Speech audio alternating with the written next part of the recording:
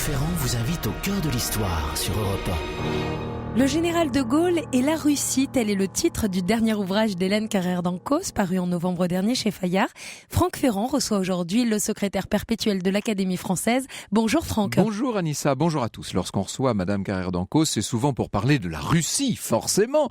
Eh bien aujourd'hui, il ne va pas être tout à fait question de Russie, ou plutôt, c'est la Russie du général de Gaulle que nous allons essayer d'envisager. Et tout à l'heure, nous nous rendrons au pied de la statue monumentale du général à Moscou. Ah oui, une statue inaugurée il y a 12 ans par Vladimir Poutine et Jacques Chirac. Elle se trouve devant un célèbre hôtel moderniste assez étrange qui fait la joie des touristes et dont nous parlera Lorena Martin. Et puis à la fin de l'émission, nous recevrons Thierry Geffrotin, le monsieur culture de la rédaction, qui nous révélera son coup de cœur, un coup de cœur tout à fait musical. Pour le moment, suivons le général de Gaulle lors de son premier voyage à Moscou. Nous sommes en décembre 1944.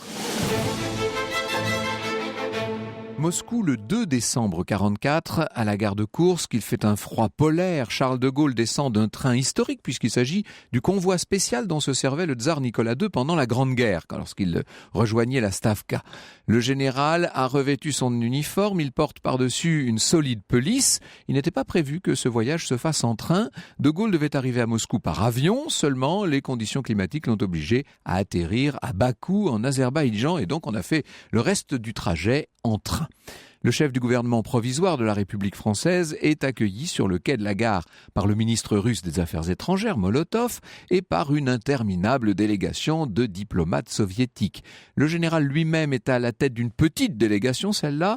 L'accompagne le ministre des Affaires étrangères, Georges Bidault, le directeur politique du Quai d'Orsay, Maurice Dejean, le conseiller diplomatique Étienne Burin-Desrosiers et le maréchal Juin. On est en décembre 44, il reste encore à l'ouest 6 mois de guerre et ça ne fait que 3 mois que Paris est libéré. À peine arrivé, De Gaulle se distingue, si je puis dire, puisque le Kremlin avait choisi de l'héberger dans la maison gouvernementale réservée aux hôtes de marque. Hors de question, a dit le chef du gouvernement français, qui tient à loger à son ambassade. Imaginez un peu la confusion générée par son exigence. Dès le soir du 2 décembre, une rencontre a été programmée au Kremlin avec Joseph Staline. À l'ordre du jour, 3 sujets sensibles. Le sort de l'Allemagne future, puisqu'on sait maintenant que l'Allemagne va perdre la guerre. Cette défaite n'est plus qu'une question de semaines. La question des prisonniers de guerre, bien entendu, très importante. Et puis, la signature d'un éventuel pacte franco-soviétique. Autant dire, lorsqu'on songe à sa situation un an plus tôt, que la France revient de loin. Je cite Madame Carrère d'Encausse. De Gaulle considère que la France est désormais en mesure de s'imposer dans le jeu des grands, à la fois parce que le dialogue franco-soviétique la met en bonne position face aux anglo-américains et surtout parce que les deux pays, URSS et France, sont bien plus d'accord entre eux que les deux autres alliés sur 2 points essentiels, la détestation de l'Allemagne et la volonté de la neutraliser à jamais. On est encore une fois en 44, la guerre n'est même pas encore finie. Concernant l'Allemagne, justement, De Gaulle souhaite que la France récupère, après le démantèlement du pays, toute la rive gauche du Rhin, la Sarre, la Ruhr. Seulement, Staline, là, se défausse. Sur ces points, les solutions ne peuvent être étudiées que dans les négociations à 4, fait-il dire. Je dis fait-il dire, dit-il, il faut imaginer la traductrice simplement qui est là, qui traduit. En revanche, le secrétaire général du comité central estime que la Prusse orientale, la Poméranie, la Silésie doivent être restituées à la Pologne, une Pologne sous tutelle soviétique, ai-je besoin de le préciser, et là De Gaulle ne l'envoie pas dire. Laissez-moi constater que si à vos yeux la question du Rhin ne saurait être dès à présent tranchée, celle de l'Oder l'est déjà. Dans ses mémoires de guerre, le général brossera de Staline un portrait définitif, magnifique portrait, écoutez ça. Rompu par une vie de complot à masquer ses traits et son âme, à se passer d'illusions, de pitié, de sincérité, à voir en chaque homme un obstacle ou un danger, tout chez lui était manœuvre, méfiance et obstination. La révolution, le parti, l'État, la guerre lui avaient offert les occasions et les moyens de dominer. Il y était parvenu, usant à fond des détours de l'exégèse marxiste et des rigueurs totalitaires, mettant au jeu une audace et une astuce surhumaines, subjuguant ou liquidant les autres. Communiste habillé en maréchal, dictateur tapi dans sa ruse, conquérant à l'air bonhomme, il s'appliquait à donner le change. Mais si âpre était sa passion, qu'elle transparaissait souvent, non sans une sorte de charme ténébreux. Tout est dit. Les deux hommes d'État vont se retrouver dès le lendemain pour un déjeuner officiel à la Spiridonovka, qui est la maison des hôtes de l'État soviétique. Ce doit être bien difficile, déclare Staline, de gouverner un pays comme la France, où tout le monde est si remuant. Oui, répond de Gaulle du tac au tac, et pour le faire, je ne puis prendre exemple sur vous, car vous êtes inimitable. Les réceptions, les visites de la ville et les concerts se succèdent pendant plusieurs jours, mais la haute politique n'est jamais loin. Staline s'est fixé un objectif concret, que la France reconnaisse le comité polonais de libération nationale, qui a été formé sous sa férule, que ce comité polonais de libération nationale soit considéré donc par le gouvernement français comme le seul gouvernement polonais avec qui traiter. Et de Gaulle, lui, n'a pas l'intention d'accepter. Notons qu'au même moment, le Premier ministre britannique Churchill, qui ne croit pas à un pacte bilatéral franco-soviétique, a proposé par télégramme une alliance à trois. De Gaulle, c'est le moins qu'on puisse dire, n'a pas non plus sauté sur cette proposition anglaise. Donc une semaine a passé, c'est un long voyage officiel, on pourrait presque parler de séjour officiel en Union soviétique, et le 9 décembre, grand dîner sous les ors célèbres du Kremlin. Ambiance à couteau tiré, pour tout vous dire, toast à répétition comme les aiment les Russes. De Gaulle lève à chaque fois son petit verre de vodka et affecte de le boire. Mais la vérité, c'est qu'il en verse à chaque fois le contenu dans une plante avec discrétion. Nouvelle pointe sur Staline dans ses mémoires de guerre. Il se donnait l'air d'un rustique d'une culture rudimentaire, appliquant aux plus vastes problèmes les jugements d'un fruste bon sens. Il mangeait cependant de tout et se servait force rasade d'une bouteille de vin de Crimée qu'on renouvelait devant lui. Mais sous ses apparences débonnaires, on discernait le champion engagé dans une lutte sans merci. Au demeurant, Staline pratique un humour bien à lui. Par exemple, lorsque les conseillers s'isolent pour reprendre les pourparlers, il s'impatiente, il lance « Ah, ces diplomates tous des bavards ! Pour les faire taire, il n'est qu'un moyen, les abattre à la mitrailleuse !» Et il éclate de rire. Vous imaginez un peu l'ambiance. Au sortir de table, Staline entraîne de Gaulle dans un salon où est projeté un film de propagande, imaginant le triomphe d'une révolution en Allemagne. Et au cours de la séance, on vient informer discrètement le général, à voix basse, que les soviétiques n'ont pas l'intention de changer quoi que ce soit à leur position initiale. Fin du film, il est minuit passé, de Gaulle se lève et il déclare à Staline « Je prends congé de vous. Le train va m'emmener tout à l'heure. Je ne saurais trop vous remercier de la façon dont vous-même et le gouvernement soviétique m'avez reçu dans votre vaillant pays. Nous nous y sommes mutuellement informés de nos points de vue respectifs.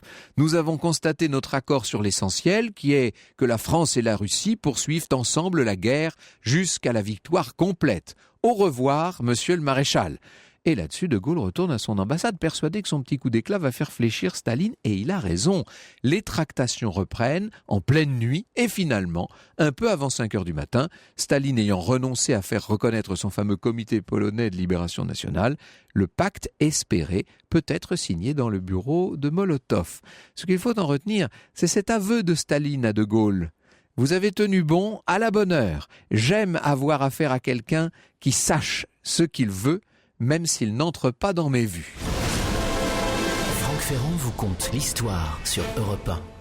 Alors Franck, cet après-midi sur Europe 1, vous nous racontez les relations entre le général de Gaulle et la Russie.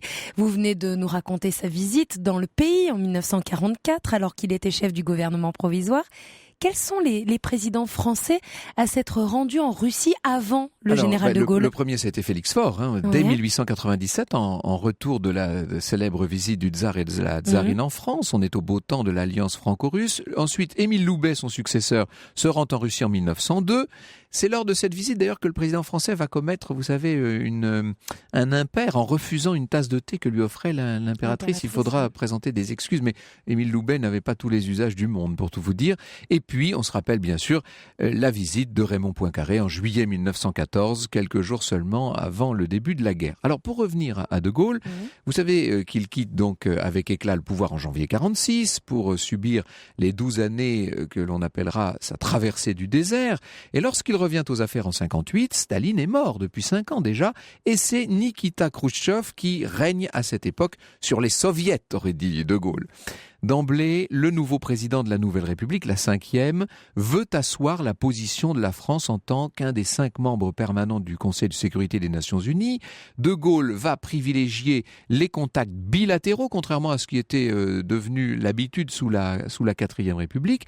Et on se souvient notamment de l'accueil qu'avait réservé de Gaulle au chancelier Adenauer, directement chez lui, à Colombey-les-Deux-Églises. Nikita Khrouchtchev, premier secrétaire du Parti communiste de l'Union soviétique, voit en De Gaulle à la fois un interlocuteur intéressant, mais aussi un interlocuteur difficile. Il n'apprécie guère le rapprochement franco-allemand.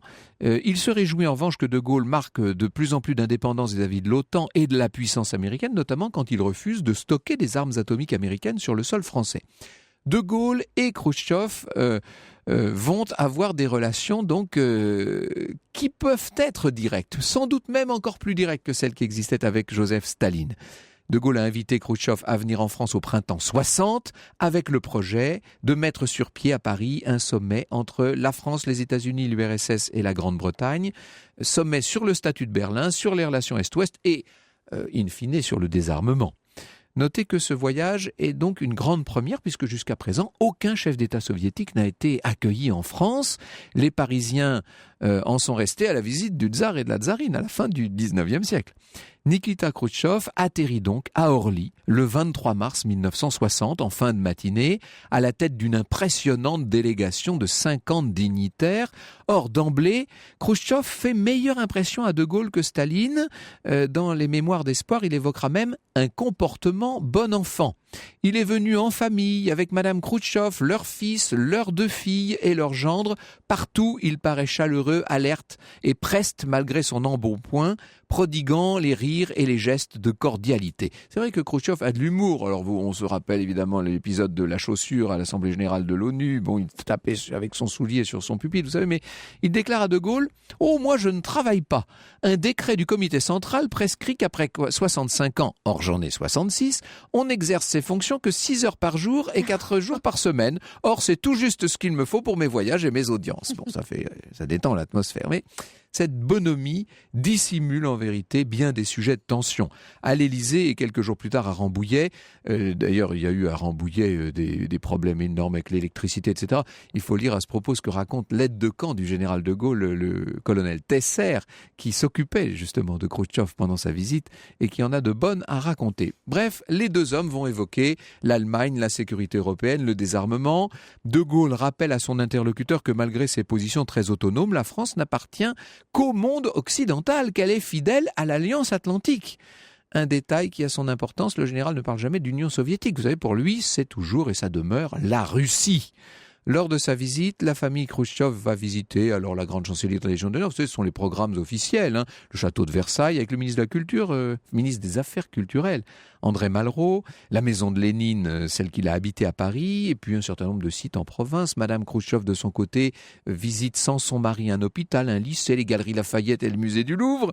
Les filles du couple sont même reçues chez Dior, et l'une d'elles va faire remarquer que les robes Dior qu'on lui présente ne sont pas pratiques. Il est vrai qu'avenue Montaigne, on est assez loin de la tenue soviétique. Le 3 avril, après 12 jours de visite, Khrouchtchev quitte la France. On n'aura guère signé cette fois que des accords scientifiques. Lorsque Khrouchtchev quitta Paris, raconte Hélène Carrère d'Ancos, le bilan que pouvaient en tirer les protagonistes de ces journées était incertain.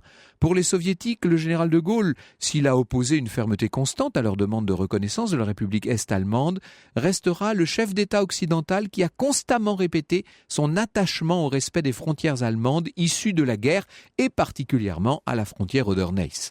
De Gaulle n'a évidemment pas oublié que la France, vers la fin de la guerre, n'avait pas été conviée à Yalta et à Potsdam.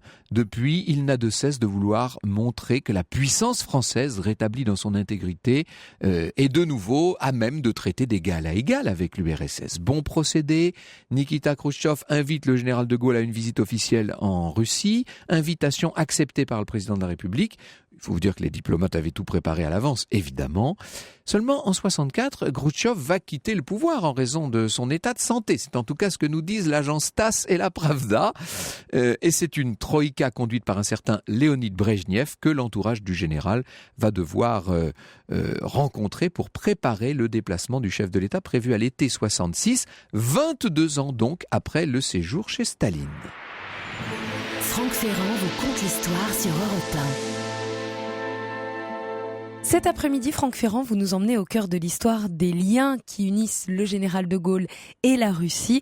Alors après avoir reçu Khrouchtchev en France, il est temps maintenant pour le général d'aller en Union soviétique. C'est le 20 juin 1966 à l'aéroport moscovite de Vnukovo que le général de Gaulle revient donc en Union soviétique et il déclare: combien il est émouvant pour moi de retrouver prospère, puissante, remplie d'ardeur pacifique, cette Russie, cette grande Russie que j'avais vue pendant le drame de naguère, tendue dans l'effort guerrier qui devait assurer sa victoire, et, pour une très large part, celle de la France et de nos alliés. C'était ce qui s'appelle faire une grande concession en tout début de voyage. Voyage exceptionnel à une époque où peu de chefs d'État occidentaux se rendent en Union soviétique et pour un temps exceptionnellement long puisque ça va durer 10 jours complets. Un bon million de moscovites, dont beaucoup d'enfants des écoles, a été réuni par les autorités pour venir acclamer le couple présidentiel français sur son trajet depuis l'aéroport jusqu'au Kremlin. Le général va s'entretenir avec le président du Présidium du Soviet suprême, le président du Conseil des ministres et le ministre des Affaires étrangères. Précisons qu'en 66, les relations sont au beau fixe entre Paris et Moscou. Le général vient de décider un retrait partiel de la France de l'OTAN. Quelques mois plus tôt, il avait même fait sa fameuse déclaration dans la conférence de presse. Vous savez, il parlait de l'entente constructive depuis l'Atlantique jusqu'à l'Oural. Symbole de ces chaudes relations, De Gaulle va jusqu'à se voir invité à prononcer une courte allocution au balcon de la municipalité de Moscou. Dites-vous que depuis Lénine, personne ne s'était adressé à la foule depuis ce balcon. C'est donc un très grand hommage qu'on lui fait. Et pour la circonstance, il s'exprime en russe, ce qu'il fera à de nombreuses reprises au cours de son séjour. Tous les témoins constatent que le général impressionna ses auditeurs par sa capacité à s'exprimer sans lire, dira Hélène Carrère d'Ancos. Quel contraste avec les responsables soviétiques incapables de se détacher un seul instant de leur texte. Les soviétiques furent également stupéfaits en l'entendant prononcer des phrases en russe. Il n'y manqua jamais. Son interprète, le prince Andronikov, les lui avait fait répéter et il avait soigné un accent que ceux qui l'entendirent admirèrent sans réserve. Les séances de travail, les discours alternent avec les fastes, les réceptions publiques évidemment, représentation de Roméo-Juliette au Bolchoï, etc. Le 23 juin, le président français quitte Moscou pour Novosibirsk, en Sibérie, puis il ira à Akademgorod, une espèce de cité nouvelle dédiée à la science, et 2 jours plus tard, il se rend à Zvezdograd, qui est la cité des étoiles. Il est le premier chef d'État occidental à assister au lancement d'un satellite depuis le cosmodrome de Baïkonour. Passage ensuite par Leningrad, où il assiste à une messe à l'église Notre-Dame de Lourdes, et puis ce seront Kiev et Stalingrad, où il visite la plus grande centrale hydraulique d'Europe, évidemment de hauts lieux de la Seconde Guerre mondiale, avec à chaque fois cérémonie d'hommage, etc. Et une foule impressionnante qui se presse sur le trajet, sur le parcours du chef de l'État français. Le 29 juin, De Gaulle revient à Moscou, les conversations politiques reprennent, et le lendemain des accords, une déclaration commune sont signées. Voilà ce qu'on pouvait entendre sur l'antenne d'Europe 1 le 30 juin 1966. Dans le monde et à l'époque où nous vivons, nos deux peuples ont à faire ensemble beaucoup de choses de premier ordre. Or, ces choses-là sont non pas du tout destructrices et menaçantes, mais constructives et pacifiques. Il s'agit tout d'abord de faire avancer notre développement respectif en multipliant nos échanges. En effet, si la France et l'Union soviétique, chacune de son côté, ont ce qu'il leur faut pour vivre, il est clair qu'en se mettant ensemble, en s'aidant l'une l'autre, elles ont à gagner beaucoup. Nous venons d'entendre le général de Gaulle prononcer le nom d'Union soviétique. Beaucoup d'ouverture dans ce discours de 1966. Madame Carrère d'Encausse nous a rejoint dans ce studio. Bonjour madame. Merci d'être des nôtres. On voit à quel point le général de Gaulle propose en quelque sorte un grand continent européen dans lequel il intègre d'une certaine manière la Russie. Il l'a toujours intégré d'une certaine façon. D'abord, le général de Gaulle, là, vous l'avez souligné, dit l'Union soviétique, mais c'est un mot qu'il prononçait très rarement. L'Union soviétique, à ses yeux, c'était une construction artificielle fondée sur une idéologie. Il n'a jamais cru que les idéologies avaient un sens. Et il était visionnaire en ce sens, il a raison, parce que tout ça a disparu. Et il disait la Russie parce qu'il avait le sens de l'ancienneté, je dirais, de la terre ce russe, pays. en fait. Mais oui. Absolument. Et il appelait les gens les Russes et pas les Soviétiques. Et s'il prononce Union soviétique, là, je dirais, c'est parce qu'il est en France et que d'une certaine façon, les Français ne sont pas habitués à ce langage. Son autre thème, c'est en effet l'Europe de l'Atlantique à l'Oural. Il a une vision historique et géopolitique de la Russie et des relations entre la Russie et la France, et il est convaincu, même dans les périodes de difficulté, que c'est par le dialogue entre ces deux pays, d'une part que la France peut défendre ses intérêts, et en 1944, il l'a montré, il ne faut pas oublier tout de même que c'est Staline qui, avant Yalta et Potsdam, d'où la France avait été exclue, qui avait insisté pour que la France ait un siège de membre permanent au Conseil de sécurité et participe à la commission consultative qui reconstruisait l'Europe contre Roosevelt qui considérait que la France ne méritait rien et contre Churchill qui ne voulait pas contrarier Roosevelt. Donc, si vous voulez, il a retiré les bénéfices de ça. Il sait qu'il pouvait s'appuyer d'une certaine façon. Il a joué avec l'Union soviétique. Et je dirais que ce qui est extraordinaire... En fait, il a constamment les États-Unis à l'esprit dans tout cela, évidemment. Absolument, parce qu'il a deux choses à l'esprit, de Gaulle. D'une part, les États-Unis, Roosevelt l'a détesté, et puis après, bon, il a fait avec, mais l'Union soviétique de Staline lui a été un contrepoids. L'autre chose qu'il a à l'esprit en permanence, qui lui paraît extrêmement important, c'est l'Allemagne, il ne faut tout de même pas oublier, dans la vision du général de Gaulle. Et vous avez évoqué tout à l'heure la question de la frontière occidentale et des exigences du général de Gaulle qui voulait la rive gauche du Rhin, d'ailleurs qui rêvait que l'Allemagne, en 1944, il le dit, il rêvait que l'Allemagne sorte du conflit, non pas en 2 morceaux, mais en plusieurs morceaux. Il pensait que c'était la meilleure solution.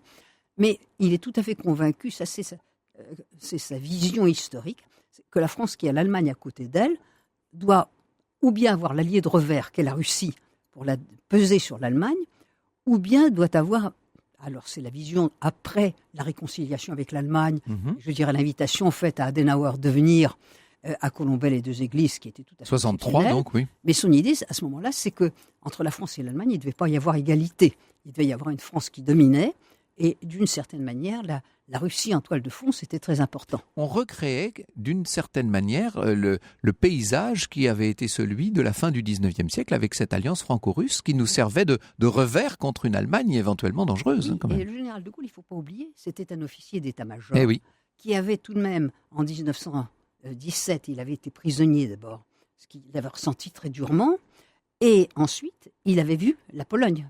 La Pologne, pour lui, c'est un souvenir. Et il a vu Tucholsky, c'est-à-dire cette armée rouge naissante. Donc, il a une grande idée, au-delà de l'alliance franco-russe, la puissance soviétique.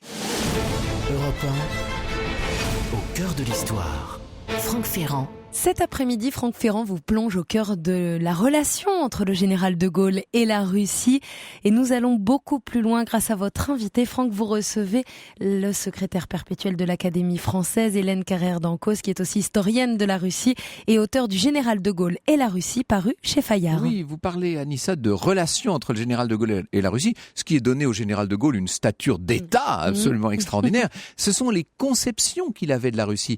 Le général de Gaulle, à tous les moments où il a à prendre la Russie en compte, la considère, qu'on le veuille ou non, comme la grande puissance éternelle qu'elle était depuis, on va dire, le XVIIe siècle, Hélène Carrère d'Encausse. Comme la grande puissance éternelle, comme une puissance européenne. C'est ça. Ça, il faut tout de même avoir ça dans l'esprit. Comme la puissance avec laquelle la France a toujours eu une relation culturelle, politique et défensive. Et je voudrais rappeler quelque chose qui est fondamental. Le général de Gaulle est le seul chef d'État en ce bas monde qui est traité avec tous les responsables de l'Union soviétique, à part Lénine qui était mort. Bon, Et à part Gorbatchev, qu'il n'a pas connu parce lui était mort avant. Mais lui a connu tous les autres. Absolument. Ça, il n'y a c'est aucun formidable. chef d'État qui a eu ça. Eh oui. Et ça donne au général de Gaulle une expérience tout à fait extraordinaire. Alors justement, vous m'amenez au sujet que je voulais aborder avec vous là maintenant, qui étaient les relations personnelles. Nous allons pendant quelques instants mettre de côté la haute politique et parler des relations d'homme à homme. D'abord, Staline. Lorsque De Gaulle, en 44, décembre 44, fait ce fameux séjour à Moscou qui a tant agacé Washington d'ailleurs, il le fait à l'invitation de Joseph Staline et c'est une sorte de bras de fer entre les deux hommes. Oui, c'est une rencontre très curieuse, je dirais, sur le plan psychologique. Et vous avez raison de dire que ces rencontres personnelles ont un caractère historique tout à fait inédit. D'abord, il faut imaginer les choses. Bon, Staline, c'est l'homme qui est en train de gagner la guerre. Hein. Stalingrad est derrière. On sait que c'est grâce à l'Union soviétique que la guerre sera gagnée. En face, il y a ce De Gaulle qu'au départ, Staline prenait pour personne absolument, avec qui il ne voulait pas parler, qui est détesté par Roosevelt, il faut le rappeler, et dont Churchill, j'ai donné la citation, que Churchill appelait Jeanne d'Arc en pantalon. Et il disait, on voudrait trouver un évêque cochon pour le brûler. Donc, les relations... Non, mais il faut le dire. C'est-à-dire que le De Gaulle qui arrive rencontrer Staline, il est dans une position... Bon, il est président du gouvernement provisoire, voilà. Ce qui est tout de même important. Provisoire, et Molotov lui fera remarquer qu'il est que provisoire, on ne sait pas très bien ce que ça veut dire. Avec la manie soviétique de vexer les gens. Et ce général de Gaulle, au fond, qui est tout de même faible, enfin... il est chef du gouvernement provisoire. En même temps, son pays n'est pas considérable, mais il avait eu l'idée de mettre une division aéroportée en Russie, ce qui sera Normandie-Niemen, c'est-à-dire que grâce à cette initiative, la France est le seul pays à combattre sur le front de l'Est avec les soviétiques, ce qui est considérable. Et son problème, c'est d'inscrire la France dans le camp des vainqueurs. Bon, Staline, en face, est un personnage arrogant. Or, leur dialogue est très curieux. D'abord, quand on le lit, on se rend compte que Staline a été étonné. Agréablement surpris, on pourrait dire, non? Est-ce qu'on peut dire ça? Agréablement surpris et en même temps surpris par le physique du général de Gaulle déjà. Entre les deux hommes, il y a un déséquilibre total. Staline était un petit homme il était grêlé, il avait un bras atrophié. De Gaulle il se servait de sa taille. Il se servait de sa taille. Il avait un physique médiéval. En fait, c'était tout à fait impressionnant. Et De Gaulle a parlé avec lui de père à compagnon. C'est-à-dire qu'il n'a pas une seconde, il a montré qu'il avait affaire à plus puissant que lui. Et je crois que c'est ça qui a plu à Staline, qui a séduit Staline. En plus, la curiosité de Gaulle pour la Russie, ça a joué un rôle. Vous avez évoqué la longueur du voyage. En effet, il était parti le 24 novembre de France. Enfin, c'est fantastique. Aucun chef d'État ne faisait des voyages comme ça. Churchill avait fait un voyage très rapide, juste avant. Là, il montrait un intérêt formidable pour le pays. Et dans les dialogues... Et c'était un intérêt sincère? Il avait un goût pour la culture russe et pour l'histoire russe? Il respectait ce pays. C'était un homme extrêmement éduqué. De Gaulle connaissait l'histoire comme très peu de chefs le connaissaient. Il avait un sens géopolitique. Pour lui, ce pays, véritablement, qui s'étendait jusqu'à l'Asie, qui faisait partie de l'Europe, était un pays fondamental pour la France. Il était tout de même pétri, ne l'oubliez pas. Depuis le 19e siècle, nous étions pétris de culture russe. On lisait les auteurs russes. De Gaulle a fait ça. Staline l'a très bien compris. Entre les deux, un dialogue s'est instauré. Et ce dialogue a été d'autant plus remarquable que De Gaulle résistait. Et en même temps, il savait jusqu'où il pouvait aller. Vous avez évoqué cette nuit extraordinaire où, sur l'histoire polonaise, il a claqué la porte. Claquer la porte avec courtoisie, mais une fermeté à laquelle Staline ne devait pas s'asseoir à l'ambassade. Et les témoins, moi j'ai très bien connu l'interprète, Jean Laloy, qui était l'interprète du général de Gaulle dans toutes ces rencontres, il disait, le général de Gaulle campait là, à l'ambassade de France, en disant, de toute façon, il ne résistera pas, c'est moi le plus fort. C'était ça le plus drôle. Et Staline le savait. Et Staline avait essayé de le retenir en lui disant, je vais vous montrer un autre film. Et le général de Gaulle a dit, non, je m'en vais. Bon, mais... Le général de Gaulle, vous avez cité ses propos sur Staline, il a eu un propos très cruel à la fin. Car quand il s'en va définitivement, il dit de Staline, il était resté tout seul et il continuait à manger. C'est un propos terrifiant. Enfin, si vous voulez, on imagine ça. Ça montre l'ogre très bien, dans sa tanière, un peu isolé de tous et qui ne comprend pas. Et ça montre très bien comment, pour Staline, probablement, il y a eu un certain désarroi à voir ce de Gaulle partir, qui lui avait concédé... Bon, et ils ont fait le pacte... franco-soviétique, ça c'est très bien, qui qui s'est éteint, Oui. faute de Qui est mort de sa belle mort. Le général de Gaulle étant parti en 1946, oui, évidemment, n'a pas pu maintenir le feu.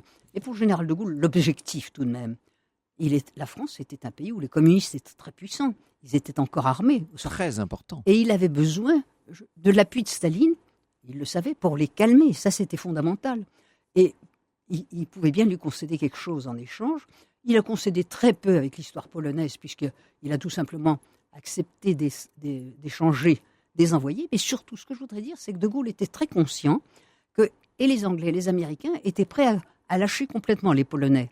Et au fond, ce qu'il voulait, c'est que De Gaulle soit le premier à le faire pour dire « c'est lui qui a lâché, tant pis, nous suivons l'exemple ». Et De Gaulle ne voulait pas faire ce sacrifice. Et donc, il a réussi à négocier une solution à mi-chemin. Alors, le successeur, si l'on peut dire, de Staline, c'est donc Nikita Khrouchtchev.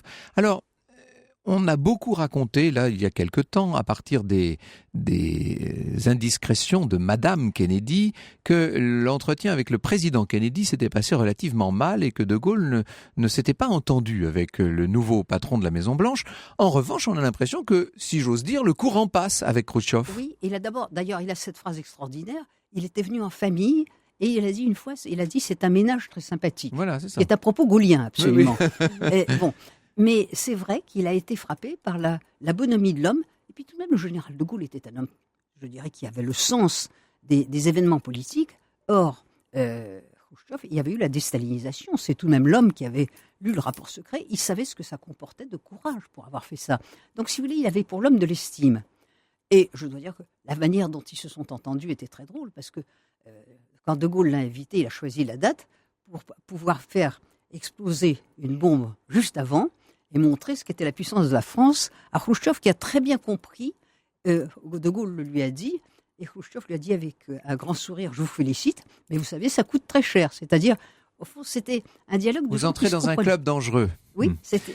En même temps, les Soviétiques avaient tout intérêt à flatter le général de Gaulle et la puissance gaullienne derrière lui, à un moment où nous étions en train de nous éloigner de plus en plus de l'Alliance Atlantique. On y revient dans un instant. Finissons avant cela sur les relations entre les hommes. Il va falloir qu'on parle de Léonid Brejnev dans un instant.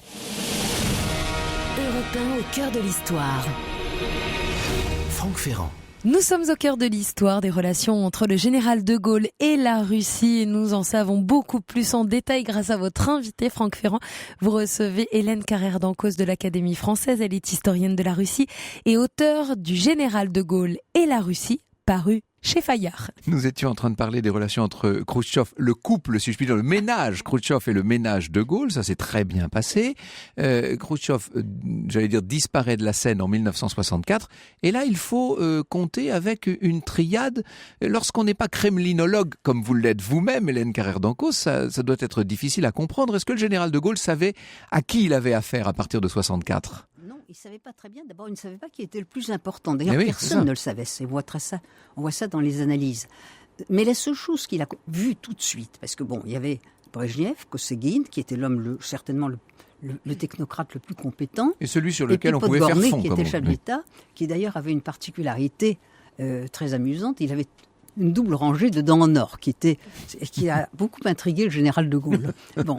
Mais ce qu'il a aperçu tout de suite, et ça c'est très intéressant, mais il était très psychologue, il s'est rendu compte que ça n'était plus du tout le même standing, qu'il avait affaire à des bureaucrates moyens. Chez Khrouchtchev, il y avait au moins une personnalité forte. Staline, c'était Staline. Tandis que là, il était conscient que ses interlocuteurs n'étaient plus le genre d'interlocuteurs auquel il avait l'habitude de parler. Néanmoins, et c'est ça qui est tout à fait extraordinaire, il a réussi une opération extraordinaire, parce que nous sommes en 1966. 1966, beaucoup de choses sont arrivées. Il y avait eu, après la déstalinisation, le sursaut de la Yougoslavie, de la Pologne, de la Hongrie, la Tchécoslovaquie, tout bougeait dans l'Est européen. Et le général de Gaulle, à ce moment-là, a compris qu'on pouvait probablement entrouvrir une porte. Mais ça, on ne le crédite pas de ça, et je tiens beaucoup à le dire. On dit, bon, il a fait ce voyage, et puis point. Non, pas du tout. Ce voyage, il l'a fait d'une façon délibérée, en se disant que si la France et la Russie, comme il disait, parlaient de façon amicale, ça détentait l'atmosphère internationale, ça permettait aussi à la France, je dirais, d'exercer plus d'influence dans les pays de l'Est européen voilà, bien sûr. et d'une certaine Et dans manière, beaucoup de pays du monde. et de desserrer l'étau. Alors, son geste qu'il a fait avant, d'ailleurs, qui a donné du poids au voyage, c'est-à-dire le retrait de la France du commandement intégré de l'OTAN, a été interprété comme un geste De bravade. de bienveillance, oui, et de bienveillance vis-à-vis de l'Union soviétique pour se concilier les dirigeants. C'était pas du tout ça. L'idée, c'était précisément d'essayer d'ouvrir cette porte. Et il a eu tellement raison que personne n'avait de relation vraiment avec l'Union soviétique. N'oubliez pas que les deux Allemagnes ne se parlaient pas. Et que c'est à partir de ce moment-là, après cela, que le chancelier allemand considère qu'on peut en effet tenter un geste en direction de l'Allemagne de l'Est. Enfin, c'est le début de tout le processus. Les États-Unis vont aussi suivre cette voie de l'ouverture. Mais c'est lui qui, avec les accords qu'il signe, il offre un modèle. Il offre un modèle qui n'existe pas à ce moment-là, c'est-à-dire les échanges à tout crin dans tous les domaines, de façon à introduire un dialogue et d'une certaine façon à apaiser la guerre froide. D'une certaine manière, on pourrait presque dire que ce qui se passe entre l'Union soviétique et les États-Unis en 1972, avec Kissinger, etc., a été créé par le général de Gaulle en 66 ? Absolument, absolument. D'ailleurs, et tout le reste, l'ébranlement de l'Est européen, enfin, pensez qu'après ça, le général de Gaulle va en Pologne, ce qui était impensable avant, les Polonais auraient eu peur, et il leur dit tout à fait tranquillement, vous avez déjà montré ce que vous saviez faire, mais allez plus loin. Il leur dit, et il leur dit avec des phrases en polonais. Et la foule polonaise était absolument... nous avons toujours dans la mémoire l'enthousiasme des Québécois quand il dit « Vive le Québec libre ». Mais ce qu'il dit aux Polonais, ça a exactement cette portée et ça a bouleversé les Polonais de la même façon. C'était au moins aussi dangereux, sinon, sinon davantage. C'était beaucoup plus dangereux. Oui, bien sûr. Et lorsqu'il parle en russe, il est au balcon de la municipalité moscovite ou à d'autres endroits de la Russie, et il fait comme ça de courtes allocutions en russe qui sont un peu scandées. C'est assez amusant à voir d'ailleurs à la télévision. Ou maintenant, dans les films qui peuvent en avoir été tirés, il a appris tout ça par cœur. Il lit le russe ou il l'apprend D'abord, le général de Gaulle avait un problème de vision. Il avait une mauvaise vue et je pense qu'il avait d'ailleurs des très gros vers pour lire. Et il apprenait tout par cœur. Il avait une très bonne mémoire. Il appartenait à une génération. On appris tout par cœur. Bien sûr. Bon, mais de surcroît, il avait appris russe comme il a des phrases dans toutes les langues des pays qu'il va visiter. Et là, il a terriblement impressionné, d'autant plus, si vous voulez, que les dirigeants soviétiques, précisément, c'était pas Staline. Une fois encore, c'était une génération de gens qui avaient peur de leur ombre et qui lisaient leurs textes, d'abord qui étaient à la limite, je dirais, non pas, ils n'étaient pas gâteux, mais ils étaient tout de même, ils étaient beaucoup moins vivants que le général de Gaulle. Et ça, moi, j'ai eu des récits de témoins qui disaient, pour nous, ça a été la révolution. Tout d'un coup, cet homme vigoureux, droit, qui regardait la foule et qui utilisait notre langue et qui n'avait aucun papier, qui avait l'air d'improviser, ça a été pour eux véritablement la démonstration de ce qu'était un grand homme d'État et de quelqu'un avec qui la Russie devrait traiter. Le général de Gaulle et la Russie d'Hélène Carrère d'Ancos, c'est publié chez Fayard. Merci beaucoup d'être venu nous en parler. Merci. Europe 1, au cœur de l'histoire. Franck Ferrand. Depuis 14h, nous sommes au cœur de l'histoire des liens entre le général de Gaulle et la Russie. Il est temps maintenant d'aller sur place. Nous sommes à Moscou avec Lorena Martin. Et nous sommes à Moscou au pied d'une immense statue du général de Gaulle. Bonjour Lorena Martin. Bonjour Franck, oui, inauguré devant l'hôtel Place Charles de Gaulle par Vladimir Poutine et Jacques Chirac en 2005. L'hôtel en question, c'est l'hôtel Cosmos. Alors pour que nos auditeurs se fassent une idée, imaginez une très grande barre, très sobre, c'est le moins qu'on puisse dire, très moderne pour ne pas dire moderniste, mais alors complètement incurvée comme un demi-cercle. Ça fait comme ça une espèce de grande vague de béton. Oui. C'est une voile, en quelque sorte, cet hôtel Cosmos. Tout à fait, un bâtiment incurvé de 25 étages qui offre du coup une vue magnifique sur la ville, avec près de 1700 chambres, plus de 50 suites, une dizaine de cafés et restaurants, avec notamment un restaurant panorama célèbre, qui s'appelle Cosmos Planet, qui est situé au 25e étage. J'y ai écrit un des chapitres d'un de mes romans, mais enfin, on ne va pas entrer là-dedans. C'est vraiment un des plus grands complexes hôteliers, parmi les plus grands donc de Russie et d'Europe, qui est situé donc au nord-est de Moscou, sur une des principales artères de la ville, la perspective de la paix. Et on est en face du parc des expositions et le centre-ville est environ à 20 minutes à pied. Mira Prospect. Mira Prospect. Et l'hôtel a été construit en 1979 pour accueillir l'année suivante les Jeux Olympiques de Moscou, les 22e Jeux Olympiques d'été. Et c'est la première fois que les Jeux se déroulaient en URSS. Et on se souvient par ailleurs du boycott de ces Jeux par une cinquantaine de nations, dont les États-Unis à la suite de l'invasion de l'Afghanistan par l'Union soviétique. Et pourquoi est-ce qu'on a installé là une statue du général de Gaulle d'ailleurs? En tout cas, j'ai essayé de chercher. Il n'y avait pas vraiment de raison. C'était pour faire plaisir à Jacques Chirac. Oui, je pense que c'était un petit clin d'œil.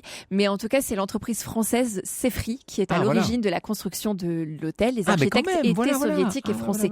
Mais la statue du général de Gaulle a été installée bien plus tard, puisque c'est en 2005, alors que l'hôtel date des années 80. Et l'inauguration de l'hôtel a été une grande fête avec de nombreux politiciens, hommes d'affaires et pop stars qui y ont assisté.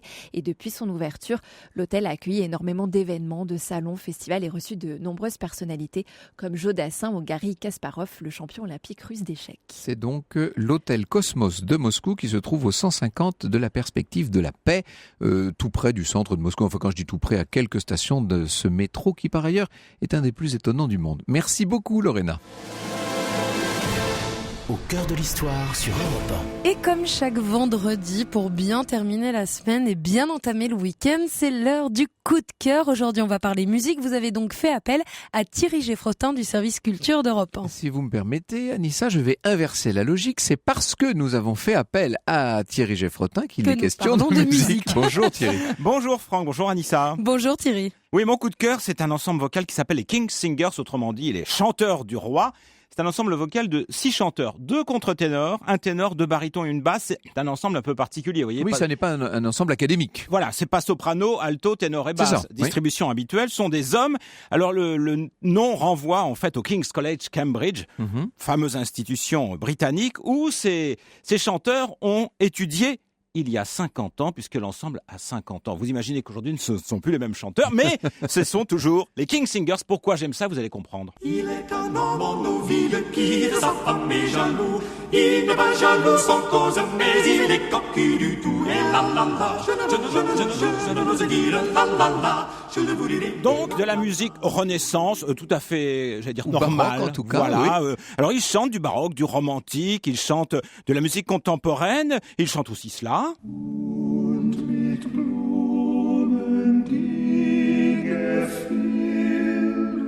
Du Schubert.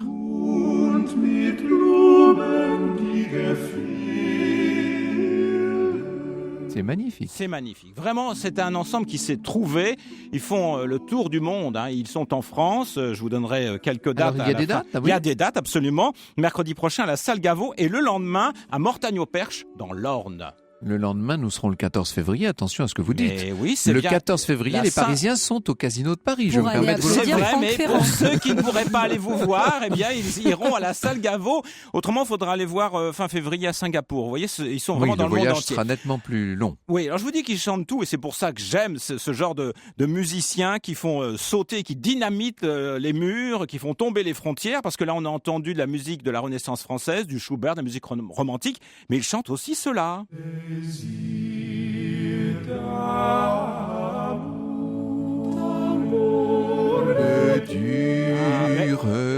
Vous êtes un membre des King Singers. Il va les rejoindre. Il pourra pas être avec eux le 14 février, mais après. Voilà, on peut les retrouver sur des disques également. Sur des disques et également un coffret du 50e qui sort chez Sony Classical, c'est pas facile à dire. Pour terminer, un crooner, Nat King Cole, mais repris par les King Singers. When I fall in love, it will be forever. Revenez plus souvent, Thierry. Commencer le week-end avec vous est un bonheur. Merci beaucoup. Ça fut un plaisir musical à partager avec vous. Au cœur de l'histoire sur Europe 1.